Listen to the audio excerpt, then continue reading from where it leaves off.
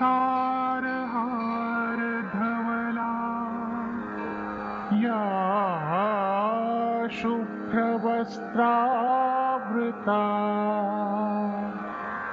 या वीणावरदण्डमण्डितकरा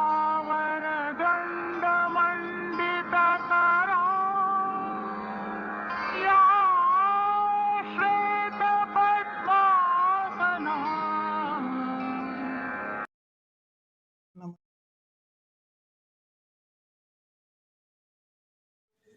नमस्कार, मेरा नाम आरती साहू। मैं सरोजिनी नायडू शासकीय कन्या स्नातकोत्तर स्वशासी महाविद्यालय शिवाजी नगर भोपाल MA तृतीय सेमेस्टर विषय हिंदी साहित्य अध्ययनरत छात्रा हूँ। आंतरिक मूल्यांकन परीक्षा प्रथम प्रश्न पत्र आधुनिक हिंदी काव्य और उसका इतिहास हेतु मेरी विषय विशेषक प्रोफेसर ललिता रामेश्वर मैम के मार्गदर्शन में मेरे द्वारा चुना गया विषय शीर्षक है प्रकृति प्रेमी सुमित्रानंद पंत।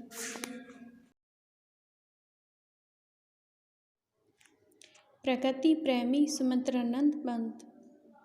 कविवर सुमित्रानंद पंत छायावादी काव्यधारा के सर्वथा अनूठे और विशिष्ट कवि हैं। सुमित्रानंद पंत जी को छायावाद का चौथा स्तंभ माना जाता है। दूसरे शब्दों में कविवर सुमित्रानंद पंत का छायावादी काव्यधारा को संवारने बनाने में अद्भुत योगदान है। छायावादी काव्यधारा को एक नई गति देने में सुमित्रानंद पंत जी भूमिका उल्लेखनीय रही है। सुमित्रानंद पंत के काव्य की सर्वोपरि विशेषता यह है कि विषय वस्तु की विभिन्नता होने पर भी उनमें कल्पना की स्वच्छंद उड़ान है। प्रकृति के प्रति आकर्षण और प्रकृति एवं मानव जीवन के कोमल और सरल पक्षों के प्रति अटूट आग्रह अपने काव्य में कल्पना के महत्व को बताते हुए सुमित्रानंद पंत ने लिखा है। सुमित्रानंद पंत का जन्म उत्तर प्रदेश के जनपद का कसौनी में हुआ। कसौनी जनपद प्रकृति की सुंदरता के बीच बसा हुआ है। कसौनी की उन जुगनुओं की जगमगाती हुई एकांत घाटी का अपक सुंदर उनकी रचनाओं में अनेक विस्मय भरी और भावनाओं में प्रकट हुआ है। मैं कल्पना के सत्य को सबसे बड़ा सत्य मानता हूँ। मेरी कल्पना को जिन जिन विचारधाराओं से प्रेरणा मिलती है उन सबका समीकरण करने की मैंने चेष्टा की है। मेरा विचार है कि वीणा से लेकर ग्राम्य तक अपनी सभी रचनाओं में मैंने अपनी कल्पना को ही वाणी दी है। उन फैली हरियाली में कौन अकेली खेल रही माँ, वह अपनी वह वाली में। ऊषा संध्या फूल कपोल कलरन ओसों के बन और नदी निर्झर उनके एकांकी किशोर मन को सदैव अपनी ओर आकर्षित करती रहती है और सुंदरव के अनेक संग स्फुट उपकरणों से प्रकृति की मनोरम मूर्ति रचकर अपनी कल्पना समय समय उसे काव्य मंदिर में प्रतिष्ठित करती रहती है।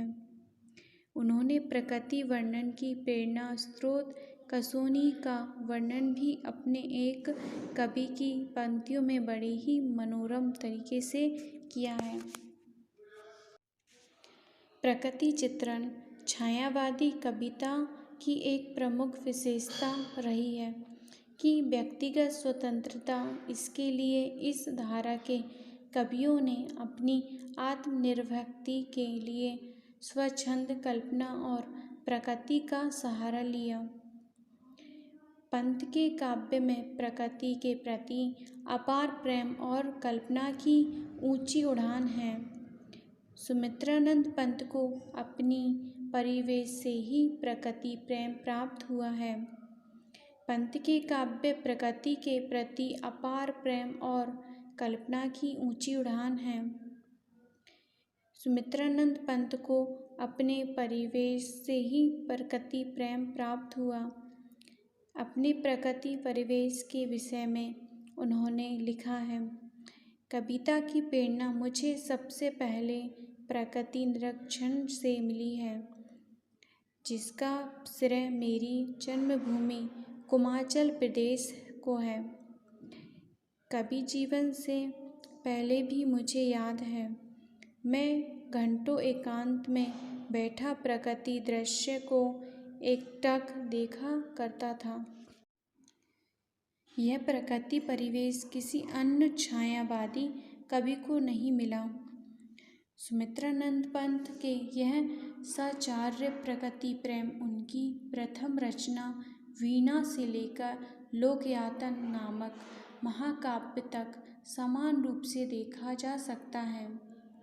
अपने कवि जीवन में आरंभिक दौर में पंत प्रकृति सुंदर्भ से इतने अभिभूत थे कि नारी सुंदर्भ के आकर्षण को भी उनने सम्मुख न्यून मान लिया था। छोड़ दो मोह की मृत छाया, छोड़ प्रकृति से भी माया, बाले तेरे बाल जाल में उलझा दूं मैं कैसे लोचन। सुमित्रानंद पंत के यह प्रकृति निर्जीव जड़ वस्तु होकर एक सरल और अजीब सत्ता के रूप में उपस्थित हुए हैं। उसका एक एक अणु, प्रत्येक उपकरण सभी मन में जिज्ञासा उत्पन्न करता है। संध्या, प्रातः, बादल, वर्षा, वसंत, नदी, निर्झर, भ्रमर, तितली, पक्षी आदि सभी उनके मन में को आंदोलित करते हैं।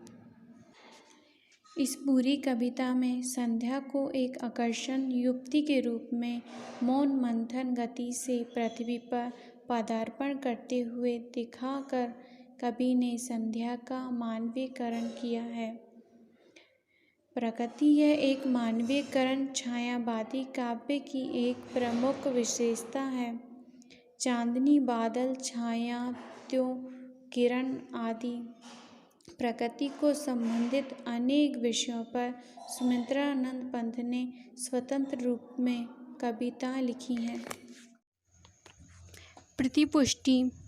मैं हमारी प्रोफेसर ललिता रामेश्वर मैम का धन्यवाद करना चाहती हूँ।